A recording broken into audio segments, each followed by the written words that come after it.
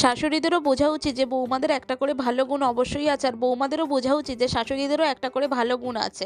আমরা শাশুড়ি বৌমারা এমনই হয়ে গেছি যে কেউ কারো গুণের বিচার না করে শুধু সব সময় দোষগুলোই ধরতে থাকি আর দোষগুলোরই বিচার করতে থাকি। এটা শাশুড়িদের ক্ষেত্রেও হয়ে থাকে, বৌমাদের ক্ষেত্রেও হয়ে থাকে। তো যাই হোক, আজকে আমি আমার শাশুড়ির একটা ভালো দিকের কথা তোমাদের সাথে শেয়ার করব।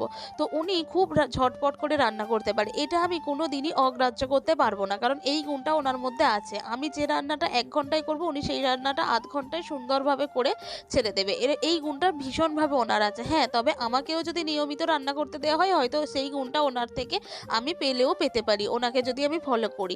তো যাই হোক, রান্নাবান্নার ক্ষেত্রে দেখো, মা এদিকে একটা মাছের ঝাল বানাবে, তো সেখানে পেঁয়াজ টমেটো কোনো কিছু আলাদা করে না ভেজে, পেঁয়াজ টমেটো আলু কাঁচা লঙ্কা সমস্ত কিছু একসাথে তেলের উপর কড়াইতে দিয়ে ভালো করে নাড়াচাড়া করে মানে ভাজা ভাজা করে নিল।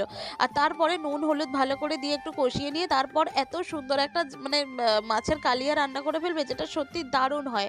হ্যাঁ, আমাদের বাড়িতে একটু তেল মশলা কম দিয়ে রান্না হয়। তেল মশলা কম বলতে যে একদম তেল মশলা কম দিয়ে রান্না হয় তা কিন্তু না। মাসে 2 কেজি তেল আমাদের অনায়াসেই লেগে যায়। আর যে বাড়িতে মাসে 2 কেজি তেল লাগে সেই বাড়িতে তেল মশলা কম খাওয়া বলা চলে না।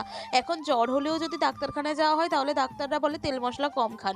তো যাই হোক, আমি কোথা থেকে কোন কথায় চলে গেলাম জানি না। দেখো, মা কি সুন্দর রসিয়ে কষিয়ে একদম সমস্ত কিছু একসাথে দিয়ে রান্নাটা করে ফেললো। এই গুণটা সত্যিই ওনার সর্বক্ষণ আছে। আর এই গুণটার জন্যই মানে আমি কি বলবো, যে মানে আমি শিখি যে একটা মানুষও চাইলে কত কিছু করতে পারে, কত ঝটপট করে সমস্ত রান্না করতে পারে। দেখো, মাছের কালিয়াটা একদম রেডি হয়ে গেছে। আর সত্যি বলতে কি, মাছের কালিয়াটা খেতে দারুণ হয়েছিল।